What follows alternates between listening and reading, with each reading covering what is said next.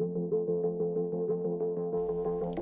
everyone, with a busy news week, here's a mini snapshot of some of the highlights for weekend in the 29th of October. First up, potential new contracts and extensions. Sources are suggesting that Pertamina's ONWJ jack-up tender has failed due to unsuccessful commercial negotiations. We previously reported Valaris as a front-runner for a unit stacked in the Middle East. It is not clear what the next steps are, however, rumour is a new tender may be issued. More details to follow.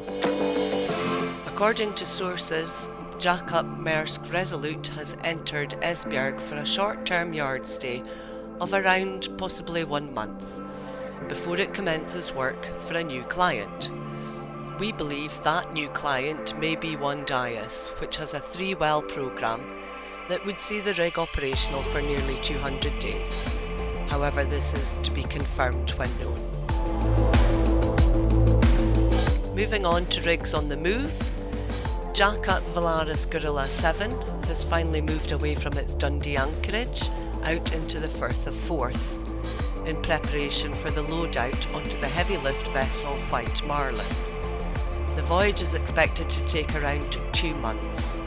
And as previously reported, the rig is contracted to OMV New Zealand for a 6 firm well campaign due to commence early 2022, with an estimated duration of around 400 days.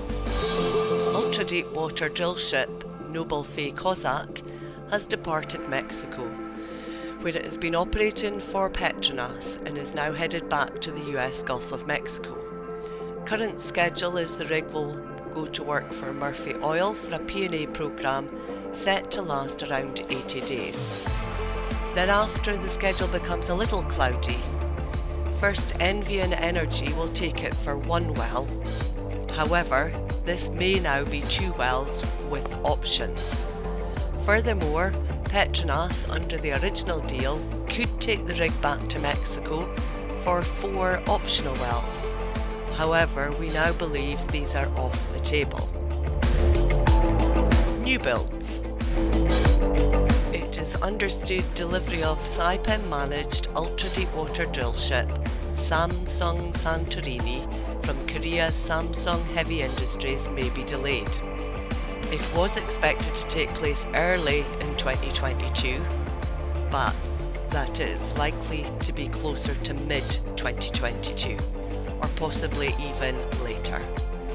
As previously reported, Saipem is taking the rig under a 2-year bareboat charter, with E&I using it to undertake a 660-day campaign in the Gulf of Mexico. Some reports indicate that E&I may pick up either the ultra-deep water Semi 7 Louisiana or possibly the Valaris DPS 5, which is the ex-Valaris 8505. However, other speculation is that the operator may just wait for the Santorini. Moving on to drilling activities. A discovery has been made at Equinor's Egyptian Vultura exploration well in production licence 939 of the Norwegian Sea. The well was drilled by Seadrill's ultra-deep water Semi-West Hercules in a water depth of 988 feet to a total vertical depth of 12,914 feet. Preliminary estimates of recoverable resources is 19 to 63 million barrels of oil equivalent, and the oil in place volume is currently estimated to be 220 to 440 million barrels of oil equivalent. Further appraisal drilling will be required to understand the flow potential of the reservoir and future development wells. Moving on to rigs stacking or retiring. As we previously speculated, Valaris has now confirmed the retirement of 2 jackups, namely Valaris Middletown and Valaris 100. The Middletown was working for Saudi Aramco until recently, and the 100 last worked for DNO Norge until April 2020, undertaking P&A activities at Ketch and Schooner in the UK sector. Finally, other rig news. BW Energy is to convert the Hibiscus Alpha jackup, which is the X-Alta, into a mobile offshore platform unit for use in the Hibiscus field offshore Gabon. BWE purchased 2 jackups from Borr Drilling back in October 2020.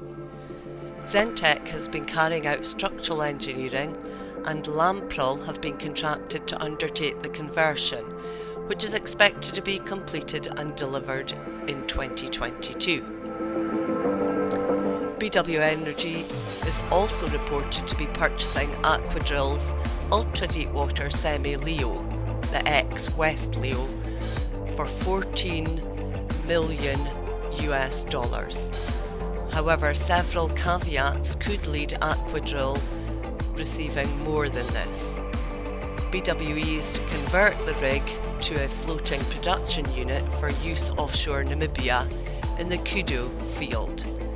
If the rig is used for drilling, Aquadrill will receive liquidated damages of $50,000 per day, up to a maximum of $6 million.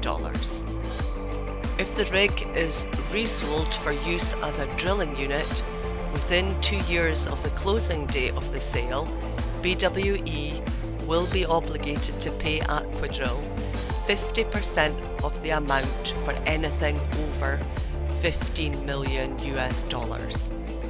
Certain pieces of rig equipment have been excluded from the sale, including but not limited to the BOP, top drive and travelling block, which will become a part of Aquadrill's capital spares inventory.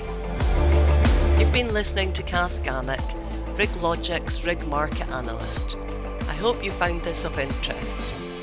More news and views, feel free to reach out to me on +44 1224 034 620. Thanks for listening.